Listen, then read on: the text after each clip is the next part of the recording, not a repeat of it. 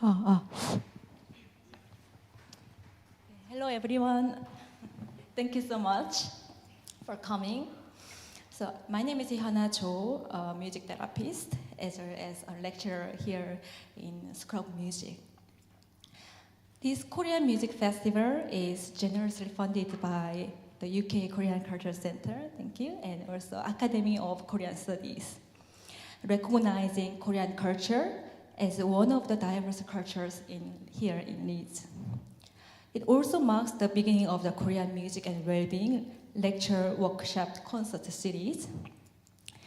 In hosting this Korean Music Festival, there were several reasons behind organizing this event.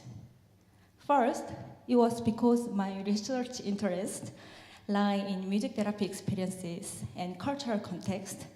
Thus, I would like to introduce how Korean people have been using music for their individual and community well-being to increase intercultural awareness. Second, this festival is intended as the concluding event of our international student project, an initiative by School of Music that I have been leading. From my recent study, I discovered that K-pop serves as a medium for international students to meet together, so wanted to make a space for our students. Lastly, I found that there have been limited understanding of Korean culture and music outside of Korea. I met many people think Korean culture is only about K-pop and drama, which is not the case. So I wanted to broaden the understanding of Korean culture within our local community to acknowledge one of the diverse cultures in Leeds. I have been planning this event for a long time, privileged by collaborating with different colleagues, both within and outside of the university. I'm very thrilled to finally bring this life.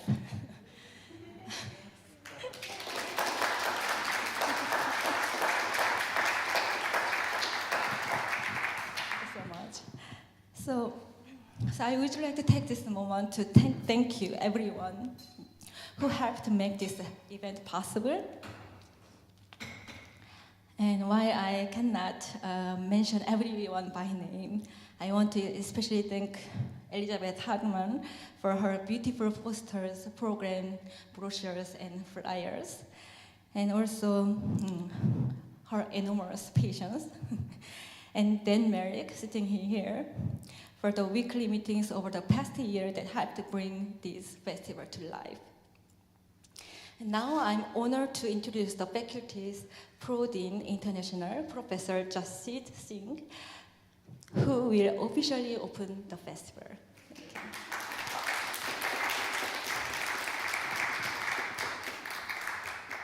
Thank you so much, Hyuna. Esteemed guests, good evening, annyeonghaseyo, and welcome to the Korean Music Festival. So my name's Dr. Jasjit Singh. I'm Pro Dean International for the Faculty of Arts, Humanities and Cultures, and it's my immense pleasure to welcome you to this event. It's particularly special as it's another collaboration that we have with the University of Leeds and Korea. We're very, very proud of our Korean collaborations, including the Leeds KAIST partnership, for example, which is a leadership partnership where we have students from KAIST working with students at Leeds and vice versa. And it's this kind of thing that's really, really important to us going forward, this kind of intercultural collaboration, which, at this time in the world, it's something that we need more and more. Intercultural collaboration teaches us more about ourselves and others, and I'm really thrilled that the School of Music and the faculty are supporting this event.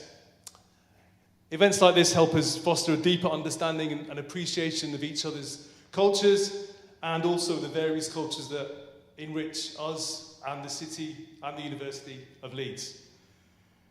So I actually wrote a completely different speech last night, but last night I discovered the phrase Leeds Shi Choi, which apparently means Leeds Days, which in Korea refers to the best days of your life. It's a really, I'm glad some people are nodding because I thought my pronunciation would be really bad, but apparently it's something that went viral a number of years ago There's a complex story behind it. If you Google Leeds Days in Korea, there's a complex story involving Park Ji-sung, Manchester United, Alan Smith and Leeds United. But this phrase refers to the best days of your life, which is, I think, is something that we at Leeds should make a bit more of. So thank you for being here. And I hope that this event will become one of your Leeds UC choice, one of your Leeds days, one of the best periods of your life. And again, well done to Haina and the School of Music for putting this together. Enjoy the festival. Gamsahamnida. Thank you very much.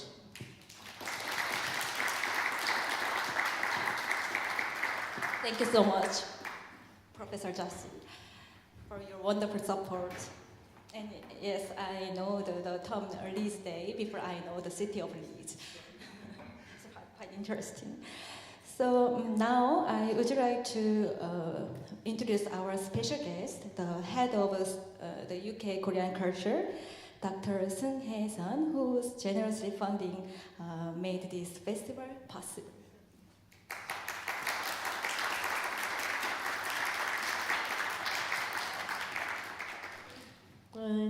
Professor Jazz Singh, and Professor Barbara Kelly, and Dr. Hyuna Jo, and Dr. Sunhee Koo, and Korean leading musicians Joseon Pung-Myu-jung and James San, ladies and gentlemen and distinguished guests. I am very delighted to contribute to this Korean music and community well-being event at the University of Leeds and through the focusing the music. It is a significant honor to share the diversity and inclusiveness of Korean culture with this esteemed faculty and the local community of Leeds. I would like to extend my heartfelt gratitude to Dr. Hyuna Jo, for her great planning and efforts in showcasing the diversity of Korean culture. The event highlights a wide spectrum from traditional music to K-hip-hop and includes lectures on music from a socio-cultural perspective such as diaspora. In terms of inclusiveness, I am very pleased to introduce the value of Korean music in contributing to community well-being. This event infers and the idea and the music is our best companion to humanity. Going forward, the Korean Culture Center in UK will continue to foster the strengthening of the Korea-UK relationship through Korean culture here in Leeds. Thank you. Thank you so much.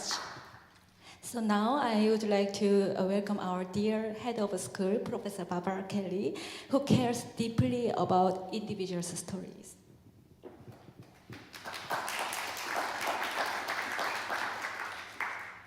Good evening, everyone. It's fabulous to welcome you here to the School of Music. It's our academic home and a community that we're really proud to have, an international community.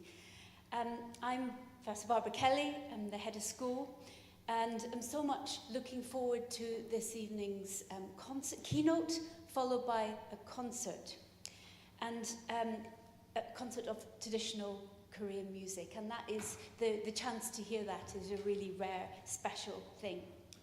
I welcome all of you, whether you're from Leeds itself, you've come along, or you're from much further afield. And of course, we have guests who've come from much further away. And I'd like to point out among many of them, Dr. Sunhee Koo, our keynote speaker, and also our wonderful Korean music ensemble who'll be performing immediately after.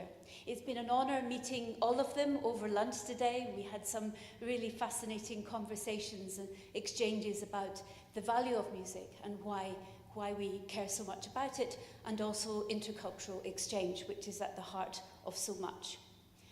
As Hyuna has already said, we acknowledge the generous support of the UK Korean Cultural Centre and the Academy of Korean Studies. it really has, that generosity has made this event happen. However, we wouldn't be here if it weren't for my dear colleague, Dr. Juana Cho. Her energy and passion and determination has been amazing, and she has led this year an international project, which is really an intercultural project to bring together sort of internationalism at the heart of our community. I hope all of you are able to attend the festivities over the next few days. There's so much there for everyone, and I think my school manager has signed me up to write a rap of some sort tomorrow, and somebody else suggested I should learn to do some dancing. Let's hope that doesn't happen. But we have a great series of workshops and lectures and sessions looking at Korean hip-hop, K-pop dance, Korean language and culture from one of our colleagues in LCS, and Korean patchwork upcycling. I'm fascinated to know what that is. And also then a really wonderful event of a K-hip-hop concert with James Ann, who is with us here just now, which will be tomorrow evening, and a really special sort of summation of this festival. So let's get on with proceedings, and welcome to a fascinating evening. I'll hand back to Juana. Thank you so much. Now I'd like to introduce Dr. Sunhee Koo, all the way from the University of Auckland in New Zealand, to open the Grand Festival with her keynote lecture. She is a renowned scholar in music and identity of Korean migration outside of Korea. She is a president of Korean Studies Association of Australasia. She recently published her book, Sound of the Border, Music and Identity of Korean Minority in China. So, please welcome Dr. Sunhee Koo.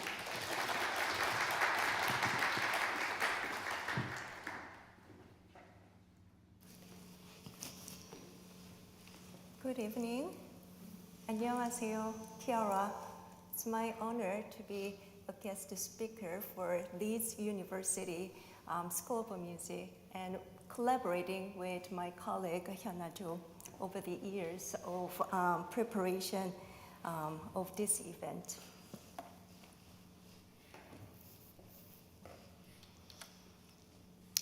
How does music provide a space and act as a medium for cultivating a sense of well-being?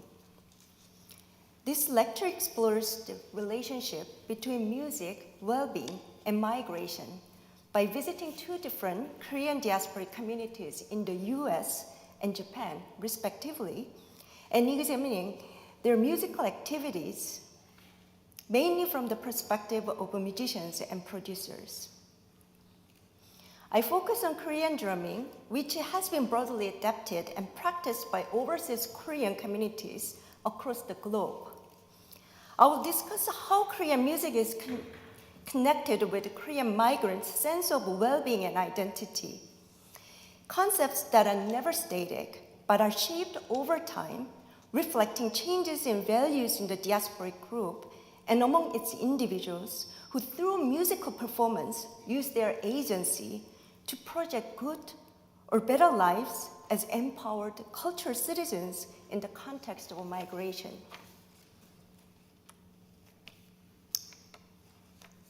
In the book, Better Lives, Musical Wellbeing and New Zealand, Julie Fry and Peter Wilson explored the relationship between migrant policy and its effect on GDP, immigrant lives, and well-being. Describing immigration as a contentious topic, the authors point out that the migration experience is deeply linked to the values and emotions of people, according to which migrants measure their well-being. As economists, the authors adapt Nobel Prize winner Amartya Sen's capability approach to their study, based on which well-being is defined as the capabilities of a people to live the life they value and have reason to value. There are many competing definitions and propositions for explaining well-being and how to measure it. Migration cannot be reduced to a single experience, nor seen as solely driven by material or economic well-being. And yet, measuring well-being according to how it is valued by each different migrant is unfeasible. Instead, it requires an understanding of reasons for which specific ideas, cultural practices, or values become meaningful to the migrants whose lives have been grounded in and shaped by particular histories of migration and their relationship to the places they left and came to as migrants. According to McDonald, Cruz, and Mitchell, there are many reasons to consider music as an element in well-being and health. Music is ubiquitous, engaging, distracting, physical, ambiguous, social, and communicative, and it affects behaviors and identities. Music is encompassing and multifunctional, and thus it profoundly affects people and their well-being and health.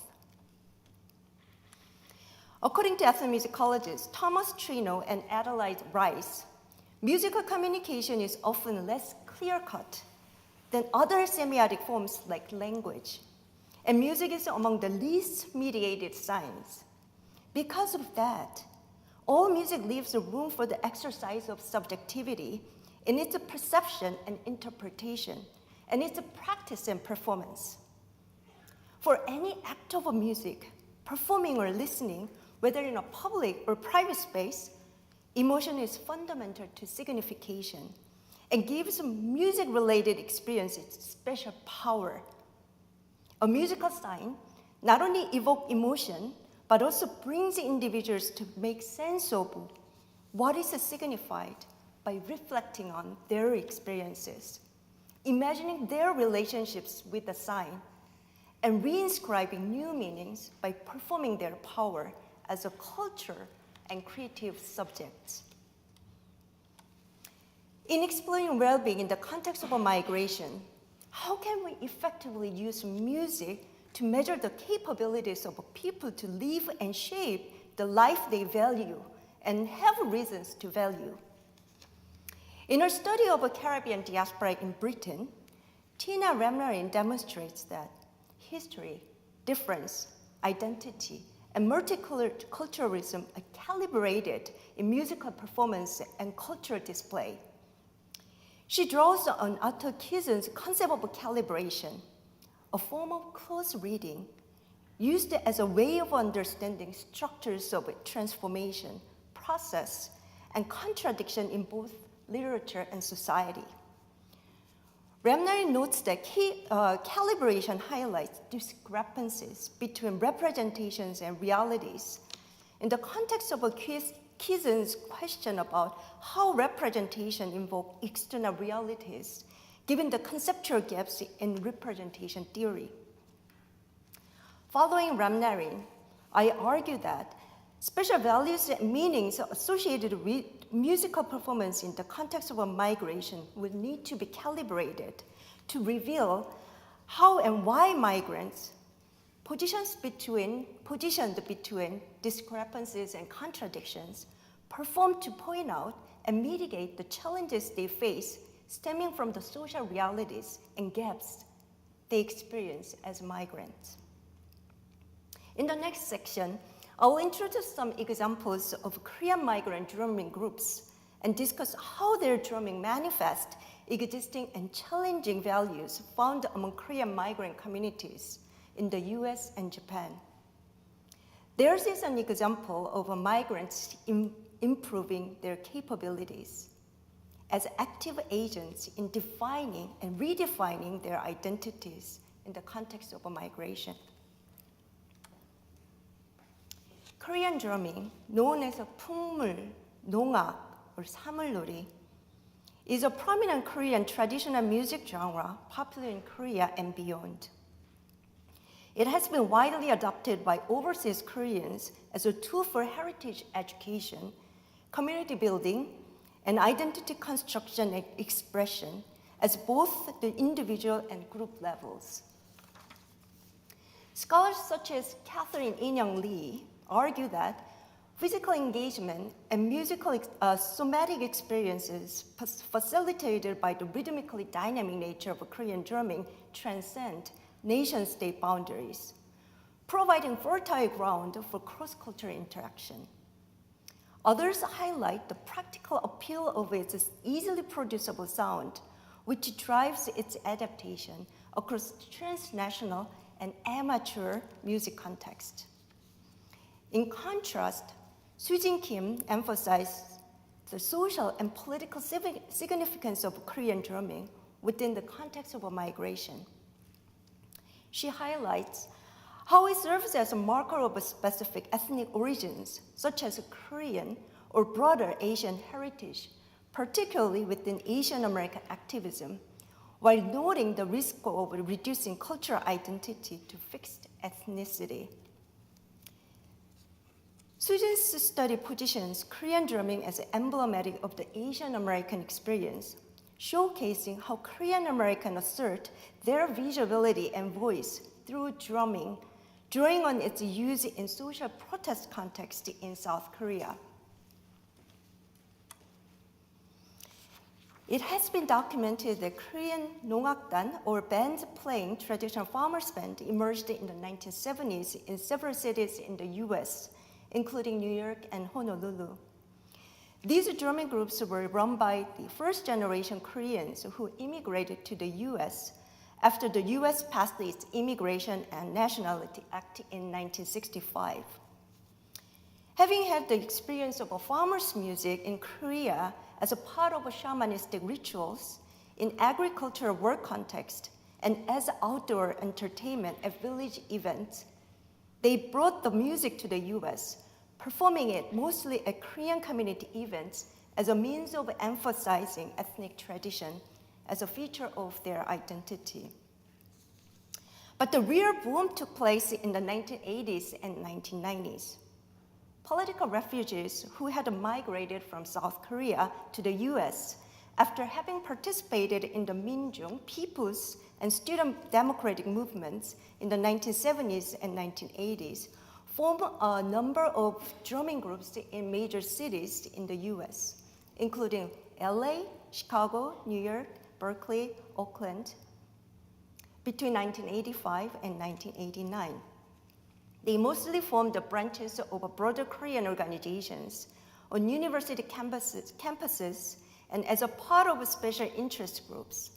Since then, the Korean diaspora has used the pungmul, the farmers' band drumming, and other expressive cultures, such as mask dance, to forge stronger cultural bonds and engage in broader social activism to improve the rights and visibility of Asians in the United States. Most of the drummers in this group are ethnic Koreans who moved to the US as a 1.5 generation Korean Americans or born to post-1965 Korean immigrant families as a second generation Korean Americans. They broadly contextualized their performance as Asian American cultural activity to distinguish themselves from mainstream Americans and non-Asian migrant groups to the US. According to Sunhee Kim, most drummers she met in New York, New Jersey, Connecticut consistently struggled with their own positionality in their host society, whether they were 1.5 or second generation Korean Americans. This raises important questions as to why and how Korean drumming functions in facilitating their sense of identity, sense of belonging, and social integration as relatively young Korean/Asian Americans in the US. While post-1965 Korean immigrants to the US confined their lives in the New World to the urban ethnic enclaves they formed. As a new merchant class, they used educational or economic achievement as a measures of their identity and well-being in the US. Although they themselves clung to their heritage like sojourners in America, shopping at Korean supermarkets, attending Korean churches, and keeping their social context closely within Korean American communities. They often push their children to assimilate by taking on Western names, learning English, and essentially embracing American culture. In the meantime, the 1.5 and second generation Korean Americans' expectation and measure of good life in America differ from their parents, as they, growing up in the US, are equipped with American education and English proficiency. Feeling pressure from their parents to get out of the ethnic enclaves, while at the same time coming up against a war that prevents them from comfortably assimilating and integrating into mainstream society.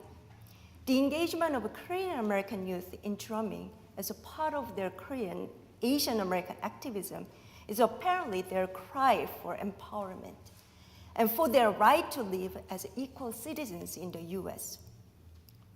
However, the connection between Korean drumming and political activism in the US gradually faded away with a shift in the drumming group's leadership and generation. Reasons for the change may vary, but that indicates the value and meaning of Korean drumming and immigrant lives in the US are never static. In the late 2000 and 2010, more and more Korean drumming groups in the tri-state area dissociate their activities from political issues and social activism. Instead, the younger generation of leaders and drummers are more focused on authenticity and creativity in their music. While it is plausible to assess whether equity issues among Asians or Korean Americans have noticeably improved over time, Korean drumming in the US today represents a form of cultural citizenship that Korean Americans value. This is distinct from their parents' generation's orientation toward melting pot scenario. Similar to the case in the US, Korean drumming in Japan has a long history of social resistance and expression of minority identities. According to Rika Lee, a Korean Japanese scholar in sociology, all Korean performing arts activities in Japan have been deeply interrelated with Jainichi social movement. Jainichi is a generic name for Koreans in Japan. The cultivation of Korean music and dance, whether led by Chongnyeon, the Korean group sided with North Korea, Mindan, Korean group sided with South Korea, or Haninhwae, newcomers who came to Japan with South Korean nationalities. Whether led by any of these organizations is in fact a manifestation of Jainichi activism, using culture as a means of speaking and demarcating their ethnic space in Japan. In the post-World War II Japan, many Jainichi sided with North Korea, attracted by communism as a colonial and post-colonial subjects with little economic and social privilege in Japan. For these Koreans, maintaining their heritage and sustaining themselves as a social minority at the time was a primary concern. North Korea provided financial and cultural resources to address these concerns. From the mid-1950s, Chongnyeon, the North Korean organization, received robust financial and cultural support from the North.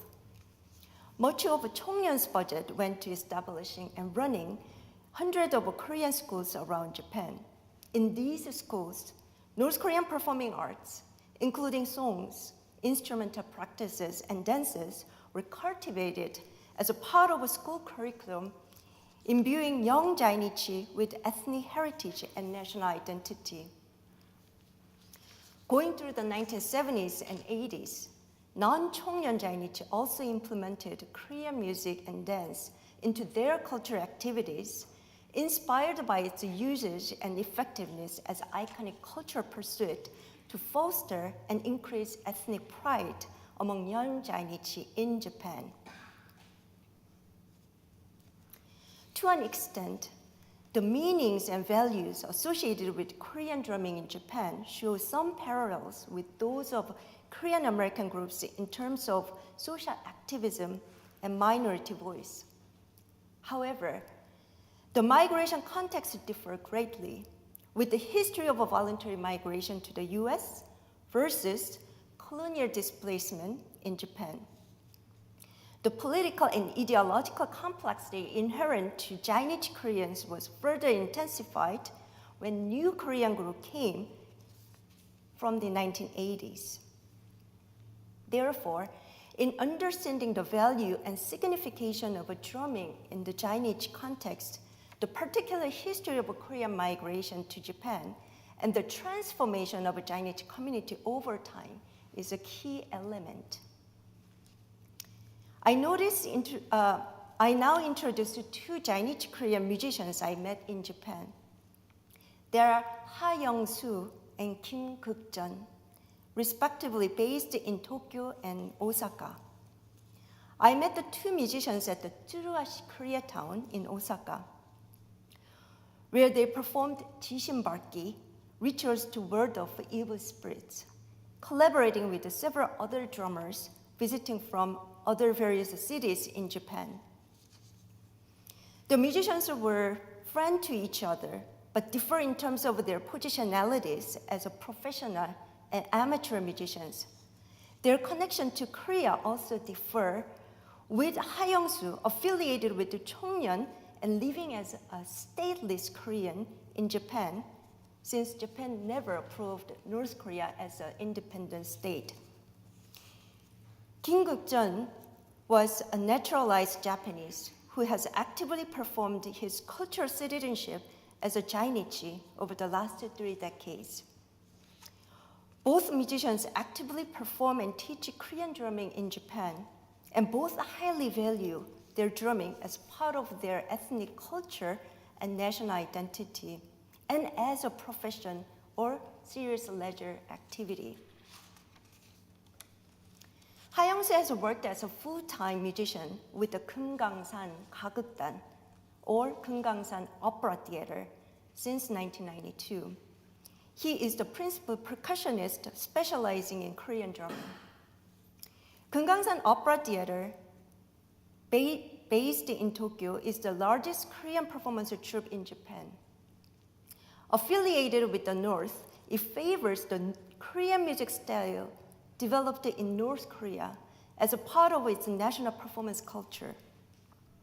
Like many of the troupe's members, Ha Young-soo learned Korean drumming as a student at North Korean school in Japan. The picture that you see shows Ha Young-soo's participation of a Tsuruashi Korean town event. And this is Ha Young-soo. And some of the two photos contrasting Ha Young-soo's engagement in Korean music in Japan. The one on the left is showing his participation with a variety of different Jainichi groups. And the other one is his official performance context. And closely related with North Korean. And this is a clip of his group's performance.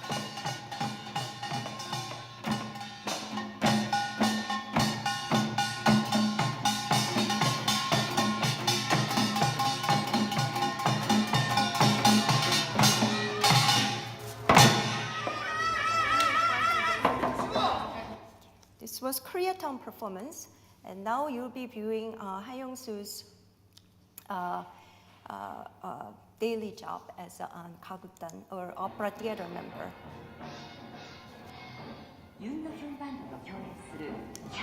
Sorry, I don't have a subtitle.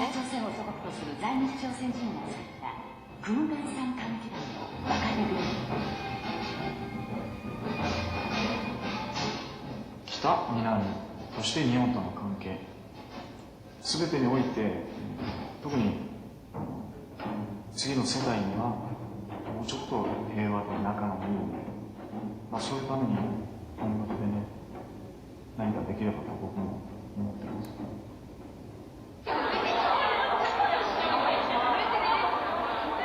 東京朝鮮文化会館で韓国のロックバンドが公演を行うのは初めてのこと。会場には在日朝鮮人の学生を中心に2000人余りが詰めかけた。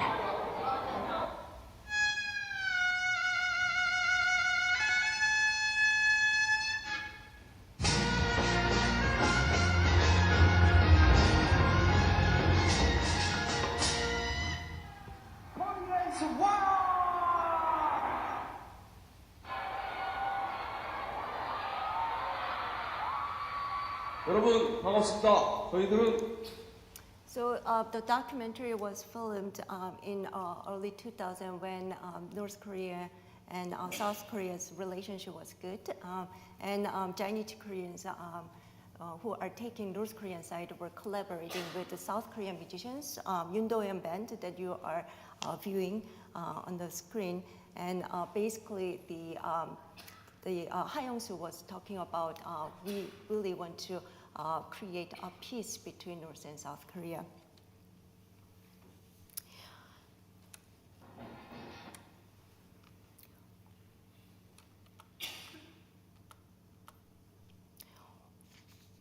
One afternoon, when I sat down with Ha Young-soo, he stated that his life as a Korean musician in Japan has two facets.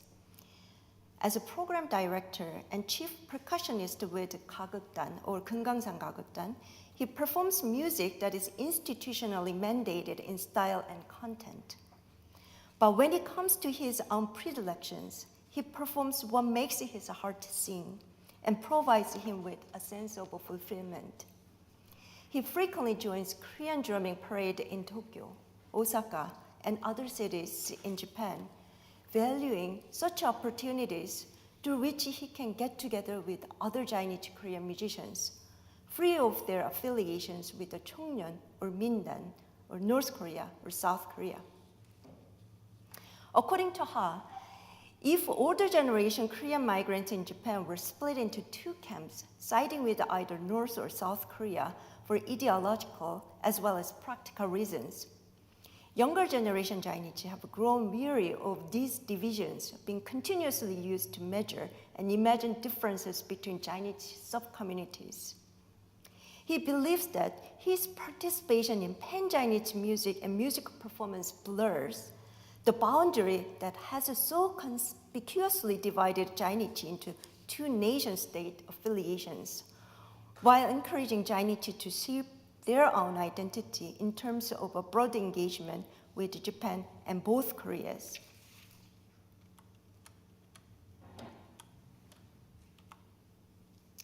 Kim Guk-jeon, another third-generation Chinese Korean drummer, has been leading a Korean percussion band in Osaka for over 15 years.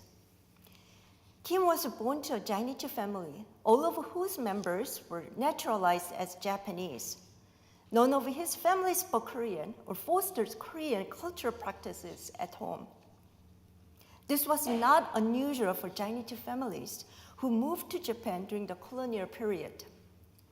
Many Koreans at the time suppressed their ethnic identity due to feelings of racial inferiority. Until his 20s, Kim Guk-jeon knew and thought little about his Korean heritage. Only by chance, he met senior Chinese musicians in Tokyo and Osaka who was able to performing drum. Inspired by them, Kim Guk-jeon started to learn chango, which is hourglass-shaped Korean drum, and also Korean language. He has performed on chango in and around Osaka for more than 25 years. He started his own percussion band, Hakdari Nongakdan, based in Osaka.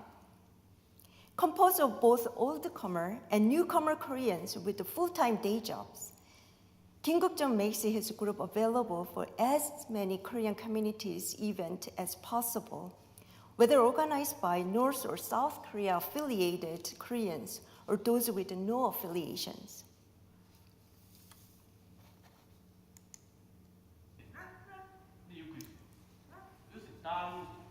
This is weekly practice when Kim Guk-jung got together with his drumming group. で帳尻合わせてで最後はカタカタカタカタそうそう鼻と線にネタとかちょっと手を打ってよ多分喧嘩で分からない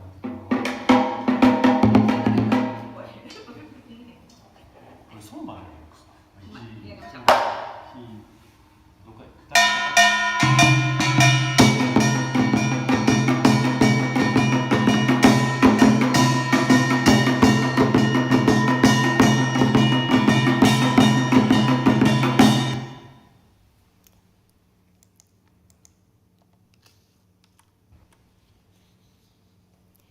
Raised in a family environment whose Korean identity was repressed rather than celebrated, Kim Guk-jung expresses that it was through music that his sense of a Korean identity was awakened. He became to value the act of gathering with the Hakdari Nongakdam members who share a similar interest in Korean drumming and Korean culture as a Jainichi.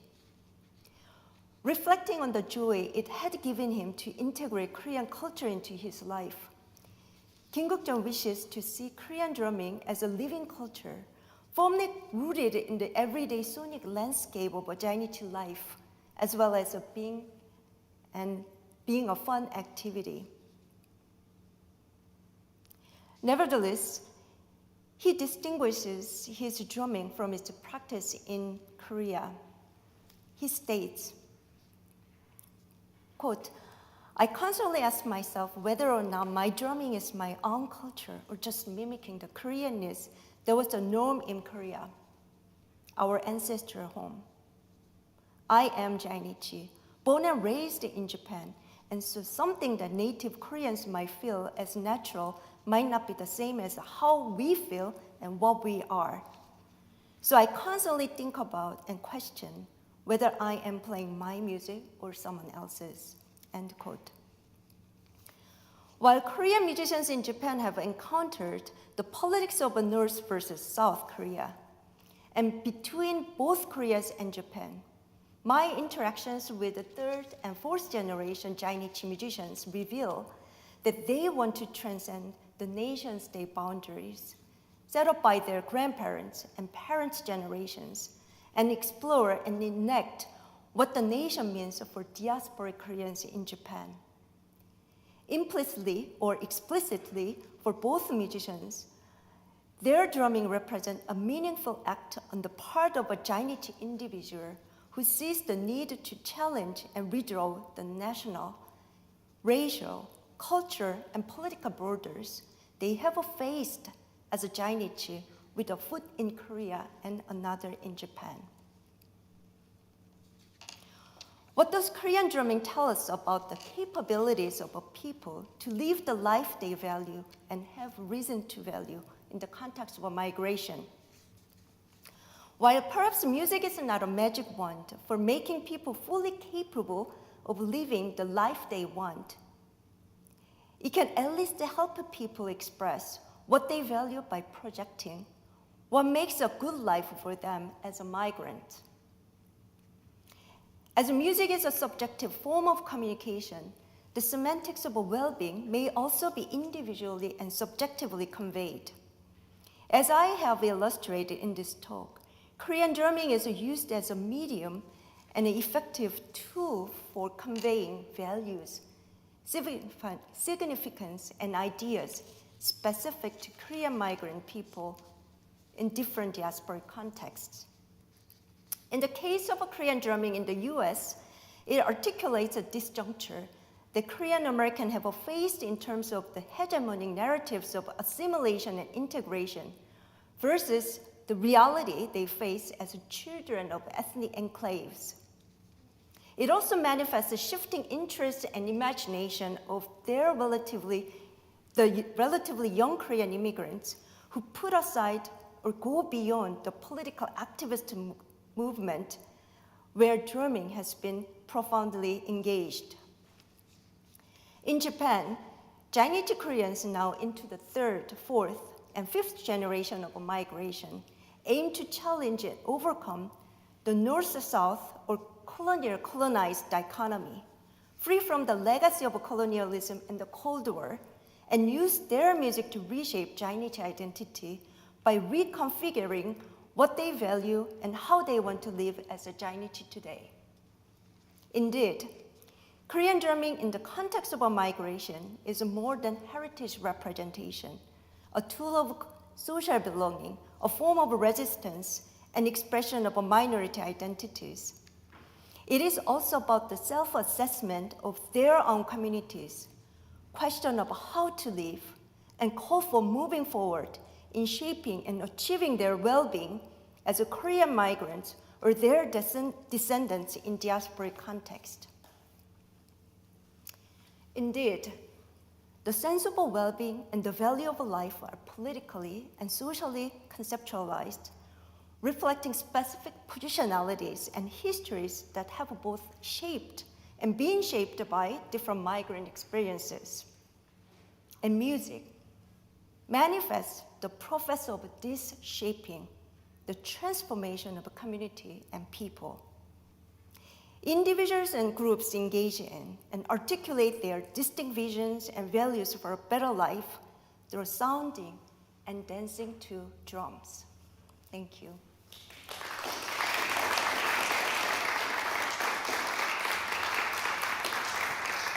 Thank you so much, Dr. Koo. So your lecture was truly fascinating and resonated in many ways. Sadly, we don't have time to Q&A, but please feel free to come to Dr. Koo during the break time. So hopefully we can meet in 10 minutes for the concert. Thank you.